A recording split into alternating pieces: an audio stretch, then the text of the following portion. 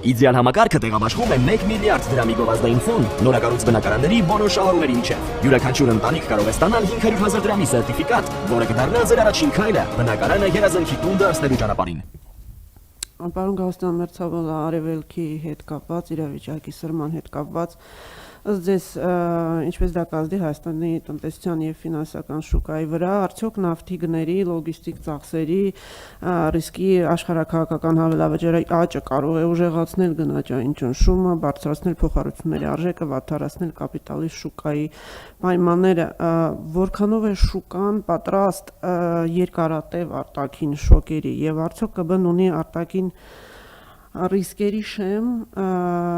որից հետո առաջնահերթությունը կտեղափոխվի գնային եւ ֆինանսական կայունության պաշտպանության կողմը։ Եվ ձեր թրթության երկրորդ հարցը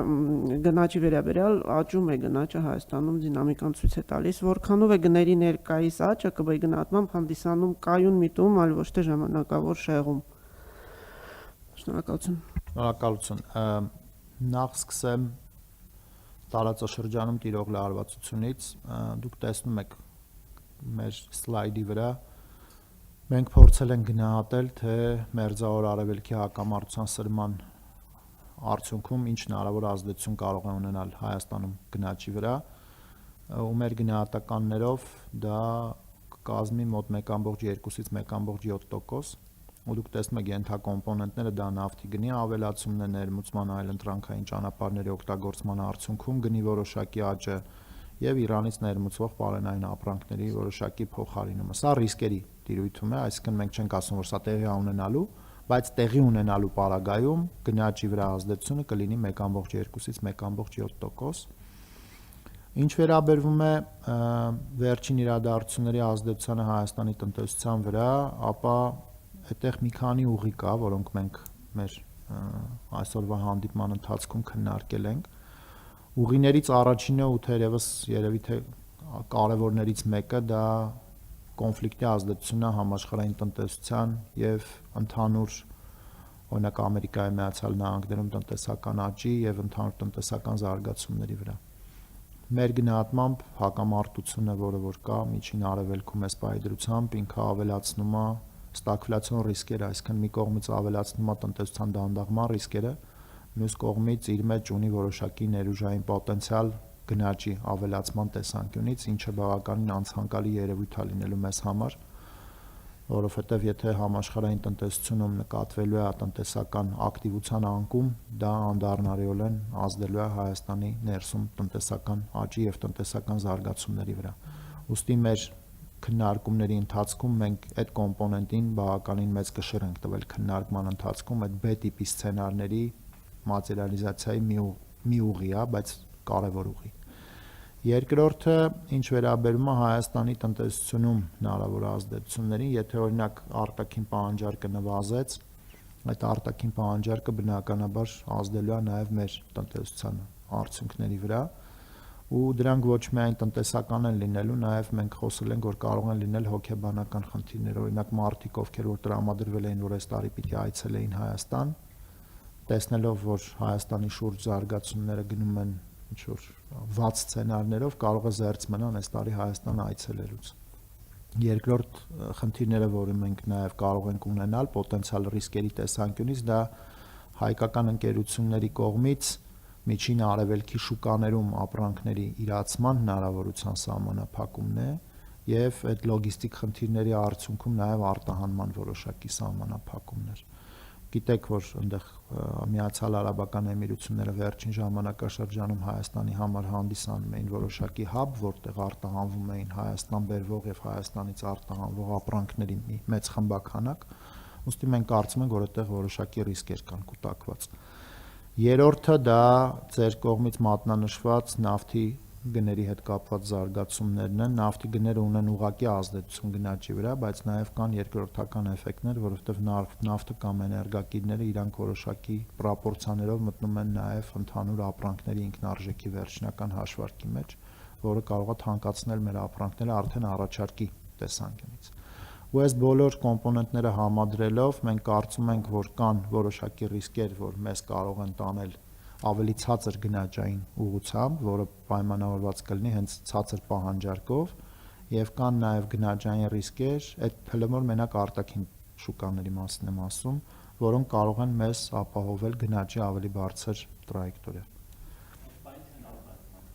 Մենք այս պահին դեռ դիտարկում չունենք, այսինքն երբ որ պատերազմական գործողությունները Իրանում սկսվեցին, դա եթե չեմ սխալվում փետրվարի 28-ն էր, դա արդեն մարտի գնաճի մեջ պիտի երևա, մենք մարտի գնաճի թիվը դեռևս չունենք։ Այսինքն մենք ունենք փետրվարի գնաճի թիվը, որը չի արտացոլում այն զարգացումները, որը Իրանում տեղի են ունենում։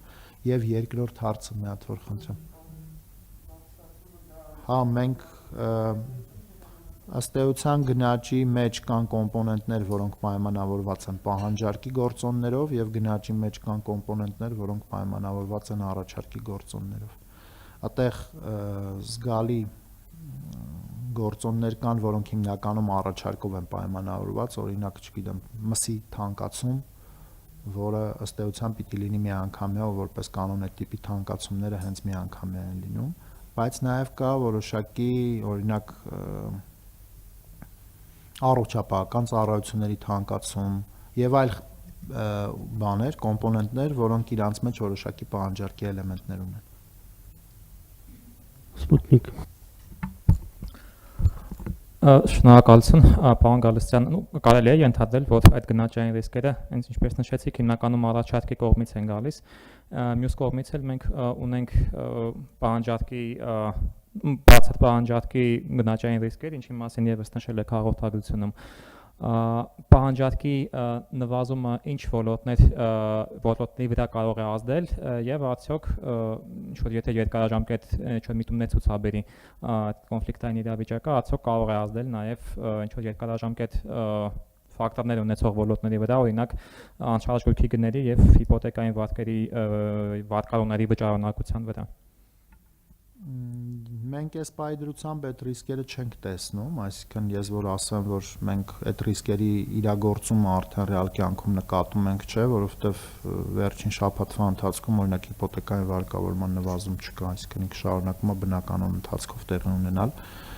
Անշարժ գույքի շուկայի գների վերաբերյալ մենք տարբեր ազդակներ ենք ստանում, ըստ էության ազդակների մեծ մասը վերաբերում է նրան, որ վերջին շաբաթների ընթացքում հակառակը որոշակի ակտիվացում է նկատվել այդ շուկայում, այսինքն գործարքների իրականացում մարդիկ հետաքրքրված են ինչ-որ բաներ են առնում։ Սա միգուցե կապված է Իրանում զարգացումների հետ, բայց չի ուզի տենց միանշանակ լինել, որովհետև ազդակները հələ որ անեկդոտալ են, այսինքն թվային արտացոլումը դրանց չենք տեսել։ Ինչ վերաբերում է պոտենցիալ վտանգներին, որ կոնֆլիկտը ժամանակի մեջ ձգվի ու գնանք մենք ամենավատ սցենարով, հա, ենթադրենք Իրանում ինչ որ զարգացումներ, որոնք ինչ որ սիրիական սցենար են մեզ նկարագրելու, բնականաբար այդ սցենարները կարող են շատ վատ ազդեցություն ունենալ մեզ վրա եւ հարևան երկրների վրա, բայց այս պայդրությամբ դրանց մատերիալիզացիայի հիմքերը չկան։ Պիտի հետևենք, տեսնենք ինչ զարգացումներ են լինելու եւ ընթացքում, եթե հանկարծ պետք լինի, մենք անպայմանորեն կմիջամտենք այն ձևով, որը անհրաժեշտ է մեզ հեռու պահելու այդ վատ սցենարներից մեր տնտեսությունը։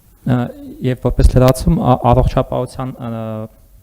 բյուջետային ծախսերը դուք նշեցիք, բայց երևի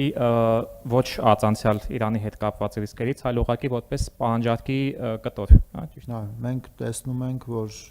ավելի շուտ մենք գործընկերները, ովքեր որ գնաճը հաշվում են,